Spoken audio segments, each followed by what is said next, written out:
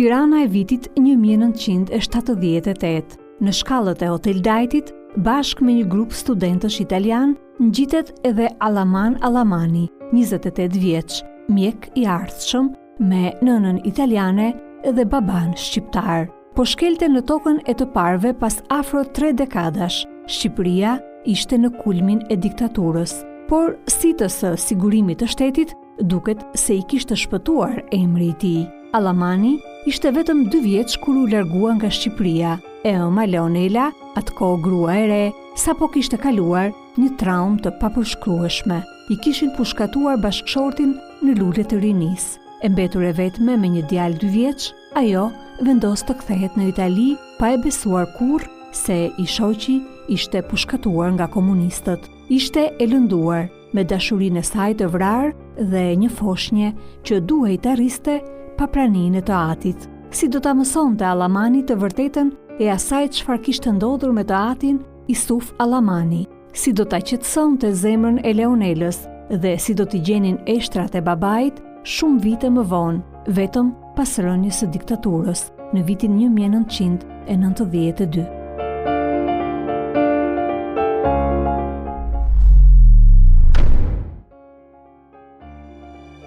Isuf Alamani u lind në vitin 1907 në fshatin Kurdari të Matit, biri një familje të pasur që trashëgonte sipërfaqe të mëdha tokash dhe numër të madh baktish. Nuk është çudi që ai zgjodhi të bëhej veteriner. Familja vendosi ta shkollojë në Itali, ku Isufi merr një diplomë nga Universiteti i Firenzes si mjek veterinar.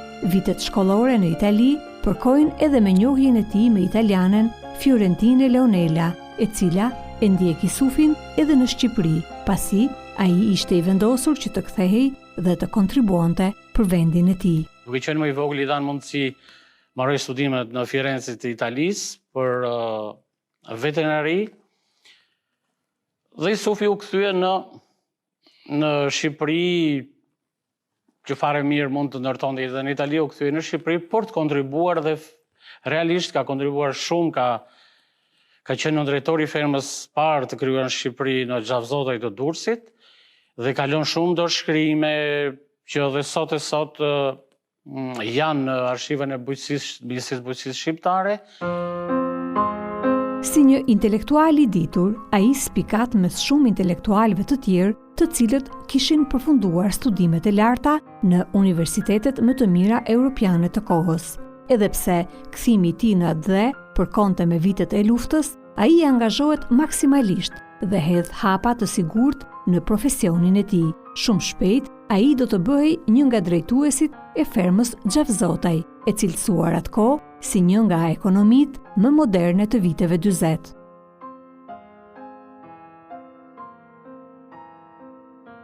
Ndërkohë, shkruante artikuj të ndryshëm në revistat tematike të kohës. Në numrin e nëntorit të vitit 1940 të revistës Ekonomia Kombëtare, ai shpreh pikpamjet se mjeshtëria e bujkut dhe blegtorit është më e vështira, por njëkohësisht edhe më e ndershmja dhe më e dobishmja për njerëzit, atë dheun dhe kombin, si në kohë paqe edhe lufte. Studiuesi Xhevahir Gradica i ka kushtuar një shkrim për ndjekjes së fisit Alamani. Ai shkruan mes të tjerash se Isuf Alamani la edhe mjaft dorëshkrime të vlefshme në fushën e zooveterinarisë, fati të cilave ende nuk dihet. Eduard Alamani, një prej pasardhësve të familjes Alamani, tregon se Isufi, vëllai i gjyshit të tij, e ndante jetën në këtë periudhë mes fshatit të tij të lindjes Kurdaris dhe shtëpisë së tij që e kishte ngritur pranë fermës në Xhavzotej.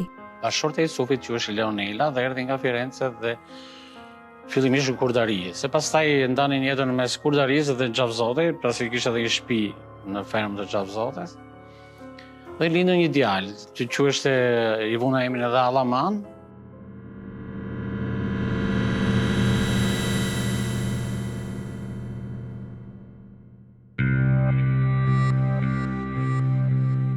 Eduardi tregon se kjo tablo e jetës së realizuar dhe plot kontribute të Isufit shpejt do të përmbysej.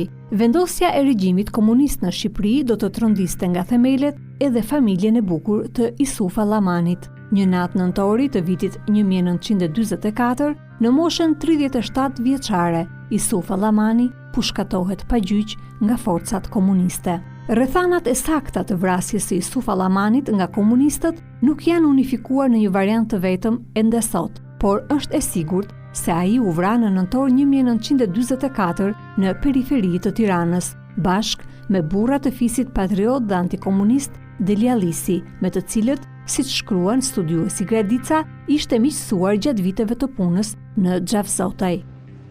Familja jonë ka pas një miqësi shumë të lidhur me familjen Delialisi në Shijak. Dhe në 17 nëntor, deri me 30, po eksakt thuhet me 17 nëntor 44-s, tani e vërteta janë dy variante, domethënë që thonë që kanë shku në pesë për një takim dhe aty i kanë përshkatuar, një variant tjetër është që i kanë marrë te shtëpia, duke qenë se si thosh përfituan nga konfidenca që kishte Isufi me familjen Delialisi dhe kërkuan të shuajnë domethënë këto konflikte të asaj periudhe, ndërkohë ndodhi kundërta që i përshkatuan. Sipas Gjevahir Gradicës, mbrëmjen e pushkatimit në shtëpinë e Isuf Allamanit në Xhavzotaj shkojnë për darkë miqt e fisit të tij, Jakub e Kaplan Delialisi. Disa orë pasi burrat kishin nisur bisedën, shtëpia e Allamanit rrethohet nga forcat e ndjekjes së sigurimit të shtetit dhe rrëmbejnë forcërisht dy burrat e Delialisëve, por Isuf Allamani nuk mund të rrinte indiferent në atë situatë të pazakontë të marrjes me forcë të miqve të shtëpisë nga konaku i tij. Kështu ai vendos të shkojë me Delialisët të futur në mes të disa personave të armatosur. Siç thon pasardhësit e familjes Allamani, ende nuk i kanë plotësisht të qarta rrethanat e këtij ekzekutimi. Halit Allamani tregon rrëfimet e babait të tij sherifit mbi këtë ngjarje. Është pushkatu për besë, jo se pa bëni në gjë, bëni në krimin e gjë. Isufi e kanë pushkatu me Delialisë e Shijakut. Arsyeja se Delialist edhe Isufi rrinin bashk. Kishin miqësi muhabet dhe rrinin bashk. Atë sistemi asaj kohe i thanë që Isufit të na dërzoj Delialist. Tha unë, nuk i dërzoj. Do i dërzojsh, tha me një kusht, me sa kemi një gjurë, ne të Shqipëri, babës e gjyshin. Isufi i tha që unë i dërzoj, por me mos mi dëmtu. Jo, i tha atë përbut që këshim pranu dhe ata vetë që ne do të jemi në dakord që dërzohemi, por jo me na dëmtu. Si përfundime i kanë morë shtetja saj kohë dhe i kanë thënë Isuf të shiti ndaju prej këtine se nuk kemi punë me ty. Dhe a i ka thënë, si të keni punë me këta, pa maru me mu, nuk bani punë me tjetër. Me këta, pa mbëra mu. Atëhere, ata i ka thënë, ne do të t'i vrasim t'i largojo. Jo, ka thënë, unë nuk i presën besta, pra ne, pa mbëra mu, nuk do vritin këta. Ka njëftu qeverisi për ato që kanë qenë atje dhe si përfundim i kanë dhënë urdhën që pushkatoni edhe atë. Edhe është pushkatu Isufi me gjithë Delialist në shartë Tiranës. Ky version është i mbështetur në disa fakte. Isufi kishte miqësi me Delialisët, por njëkohësisht ai njihej edhe me Medar Shtyllën, i cili ishte një prej drejtuesve të fermës së Xhavzotajt. Po ashtu, fakt ishte edhe njohja e vëllait të tij i dylit me Muslim Pezën. E në këto rrethana, thirrja e Isufit si garanci për Delialisët duket me vend. Po ashtu edhe fakti se ai i ka dalë para togës së pushkatimit për të mos i prerë në besë miqtë e tij, mbështetet nga thënia e drejtuesit të togës së pushkatimit, ish partizanit të çetës së Pezës, Sali Verdha, i cili ka treguar në vitin 1992 edhe vendodhjen e eshtrave. Ai u ka treguar Allamanëve se Isufi është vrar i pari tek ura e Beshirit, duke mbrojtur miqtë e tij Jakub e Kaplan Delialisi.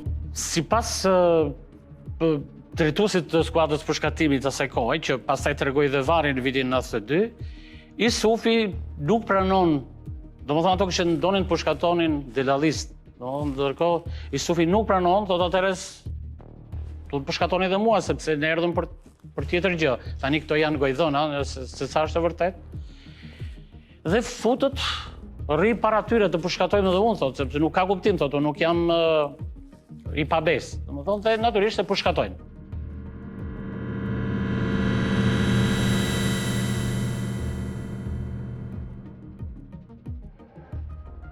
Pushkatimi i Isufit në këto rrethana ishte i papranueshëm për Leonelën.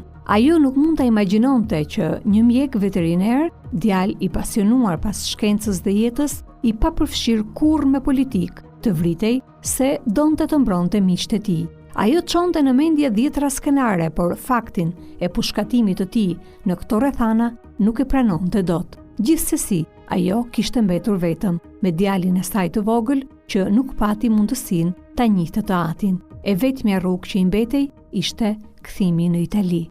Kur e përshkatuan Isufin, i shkoi lajmi edhe bashkëshortës Leonelës që ka ndodhur kjo situatë, kjo ngjarje. Ajo përjetoi shumë keq, që ishte akoma më dramë sepse nuk e pranonte logjikën që mund ta kenë përshkatuar. Sepse çdo logjik njeriu si mund ta përshkatojnë, ai mendonte që kush e di çka ka ndodhur, do ketë ikur me një vend tjetër. Dhe pastaj gjithë fisin vendosën, domethënë, ta sekojë, mlidhen, se ka qenë dhe i traditë faktikisht që mlidheshin për çdo lloj situate. Dhe vendosin që të shikonte jetën vetë, sepse ato e dishin shumë që është përshkatuar. Edhe u kthye në Itali, mi po edhe kjo është shumë zonjë, domethënë fisnike, nuk u martua kurrë. Dhe vazhdonte të përjetonte këtë pjesë. Jo Allamani, kishin që shumë të lidhur, shumë të dashuruar. Për Leonelën dhe Allamanin e vogël, jeta do të rrithte e qetë në Itali. Leonela, zemërthyer, do të mblidhte forcat për të rritur dhe shkolluar djalin e saj të vetëm. Dashurinë për Isufin e kishte kyçur në zemër, pavarësisht mendimeve dyshuese që ja ngacmonin ndërgjegjen për rrethanat e ngjarjes ku humbi jetën Isufi. Djali, Allamani, do të rritej dhe shkollohej në Firenze, duke ndjekur gjurmët e teatrit dhe do të diplomohej në mjekësi. Ishte pikërisht koha kur ai vijonte studimet për mjekësi, kur do t'i jepej rasti të vinte për herë të parë në Shqipëri që nga viti 1945, kur ata ishin larguar. Si do ta gjente Shqipërinë? A ishte ajo siç e kishte përfituar nga rrëfimet e të jëmës? A do të zbulonte ai diçka rreth fatit të teatrit? Eduardi e tregon këtë episod sipas rrëfimeve të kushëririt të tij Allamanit. Në 78-ën, domethënë Allamani ka qenë i bie 43, po 25 vjeç, dhe vjen në Shqipëri për të parë me një grup studentësh, ishte student i mjekësisë në Firenze, dhe thotë shqyqyr që po vija. Edhe vjen në Tiranë. Vjen Tiranë për ditën e parë, thotë, fjetëm në hotel Dajti, dhe të nesër në ditën e kishte vendosur që të shkojmë në Elbasan. Në mëngjes do të trokasin të tjera, Allamanin e kërkojnë poshtë. Natyrisht siguri Mishterit kishte auditorët e veta aty, dhe thrasin, i thonë, nga jeti, thotë, nga Shqipëria. Por e di thotë që djali filanit është armik i popullit, thotë Isufi, dhe thotë ai, tani thotë nga njëra anë, se Allamani tregon vetë thotë është gjallë, e një anë thotë isha natyrisht e rëndë, por isha i gëzuar që, se dhe unë më rritur me ato pjesën e historisë mëmës, që babai, natyrisht Itali, madje thotë kur ishte periudha për ushtar, domethënë për të bërë ushtrinë në Itali, më thanë që do ta bësh shërbim ushtarak këtu në Itali, apo të shkosh me Irori, tha, më thanë, në kuptimin që apo do të shkosh në Shqipëri. Tha, po s'isha, domethënë, se e pash ç'a ishte, nuk isha i marrta sepse përfundosha në Nëse po kthem prapë këtu, te Hotel Dati, i thonë ti do të largohesh nga Shqipëria, je person non grata, pra nuk do të bashkëdohesh me shokët. 4 ditë që do rrinin dhe kthehet. Thotë nuk u mërzita se po kthehesha, por më shumë më gëzohet i them mamës time që mama, babai im nuk ka faj për këtë pjesë. Domethënë, ajo ka qenë fatkeqësi e tij që përshkatuan dhe nuk vareshte nga ai. Haliti dhe Eduardi tregojnë se pavarësisht largimit në Itali, Leonela dhe Allamani nuk i shkëputën kur lidhjet me familje në Kurdari. Ata kujtojnë letrat dhe kartolinat e shumta që Allamani i dërgonte gjyshës së tij dhe kushurinjve, letra që herë vinin e herë ju mbaheshin prej sigurimit të shtetit. Vetë Allamani, i larguar me forcë nga Shqipëria atë ditë të 1978-s, pasi e thirrën në Hotel Dajti, nuk do ta shkelte më për disa vite rresht atë dheun e tij, derisa diktatura ra. Në vitin 1992, nëna e tij, Leonela, do të ndahej nga jeta, e po atë vit, ai dhe familjarët në Kurdari do të merrnin një lajm të madh. Kishin zbuluar pas 48 vjetësh eshtrat e të atit dhe të vërtetën e pushkatimit të tij. Drejtuesi i togës së pushkatimit kishte treguar të vërtetën, madje edhe vendin ku ishin varrosur pranë urës së Beshirit. Që çoj fiks, ta çoj 92-shin, unë nuk kam qenë prezent, për kam qenë student në atë kohë. Babai im gjithë këto, se ne për fat jemi edhe fis i madh, dhe i morën kockat dhe i rivarrosën në Kurdari dhe eshtrat e Isufit prehen sot në varrezat e Kurdarisë. Eduardi tregon se pas atij momenti paqëtimi shpirtëror, familja rivendosi lidhjet me Allamanin, i cili do të vizitonte sërish vendin e të parëve të tij, ndërsa ema Leonela u nda nga jeta pa mundur të kthehej më. Ajo vdiq 82-shin, madje unë kam qenë shkojmë shpesh tek Allamani dhe ai vjen në Kurdari dhe ke varri i Leonelës. Dhe për ndërime kam dhënë 2 herë dhe lule, por dhe këtu ndjesh keq që si thuash u shkatruan, u dëmtuan vlerat e një shoqërie. Domethënë që edhe prapë për qenë korrekt edhe sot akoma nuk dile vërteta, qoftë për familjen Allamani ose për shumë familjet e tjera. Rëndësi ka, ashtu ndodhi, ashtu e menduam, ashtu që fati për gjithë. Po hajde tani e mrapa të jemi të gjithë, si thuash, në një farë mënyre, mos të kemi më, si themi ato ngjyrat politike, këto gjërat, sepse gjyrat e kanë dëmtuar, si thuash, gjithë të pjesë shoqërisë tonë. Në dhjetor të vitit 2009, presidenti i Republikës dekoroi me urdhrin nderi i kombit intelektualët e vrarë në periudhën 28 tetor-16 nëntor 1944, ku bënte pjesë edhe Isuf Allamani. Po ashtu, edhe për vëllain e tij Dyla Allamani, pushkatuar po ashtu prej komunistëve në vitin 1945, u dha prej presidentit të Republikës dekorata e artës shqiponjës për kontribut patriotik dhe luftën e vendosur kundër pushtuesve të Shqipërisë, si dhe për qëndrimin dinjitoz kundër regjimit komunist deri në sakrifikimin e jetës. Përveç 2 vëllezërve, Dyl dhe Isuf Allamani, edhe babai të tyre, Sulejman Bey Allamanit, i është akorduar urdhri për veprimtari patriotike të klasit të dytë, me motivacionin atdhetar dhe luftëtar i shquar në luftën për mbrojtjen e Shkodrës nga pushtuesit serbo-malazez. Ky vlerësim për 2 vëllezërit Allamani vendosi disi në vend drejtësinë për ta, duke i dhënë fund mohimit të kontributeve të vyera që ata dhanë për Shqipërinë. Ndërkohë, një mesazh i fortë u dha prej mjekut epidemiolog Allaman Allamani në vitin 2024 me rastin e 80 vjetorit të vrasjes së intelektualëve të Tiranës. Në mesazhin e tij, që u lexua gjatë ceremonisë, doktor Allamani shkruante: Të nderuar familjar të 39 intelektualëve të Tiranës, të vrarë padrejtësisht nga barbarët komunist, nëntori është muaj i dhimbshëm. Shqipëria në veçanti kujton shumë njerëz të vrarë nga diktatura, ishte dhe mbetet dhimbje e madhe. Mes njerëzve që vuajtën nga vrasja babait tim Isufit, që nëna ime, Fiorentine Leonela, pasi u arratis me mua shumë i vogël, foshnjë në Itali, ajo e mbajti në mendje dhe në zemër kujtimin e Timeti. Më pas, u largua nga kjo botë shumë e hidhuruar, për shkak se nuk e pa kurrë bashkëshortin e saj për 46 vjet. Edhe për mua, nëntori është muaj dhimbjesh, i ftohtë, i errët, sepse babain tim nuk e njoha kurrë. Por kjo është jeta dhe historia. Pas ti, vdiq edhe personi që e vrau, edhe qeveria, edhe regjimi që e mbështeti atë vrasës kanë vdekur. Tani, çfarë ka mbetur? Ajo që mbetet është kujtimi dhe mësimi që na lanë baballarët tanë dhe babai im, dhe ne pas tyre përpiqemi t'u përcjellim brezave që vinë pas nesh. Le të përpiqemi të sjellim paqe dhe të jetojmë në falje. Falje për të gjithë ata që janë dorëzuar arrogancës, frikës, urrëties në atë kohë dhe në kohën tonë.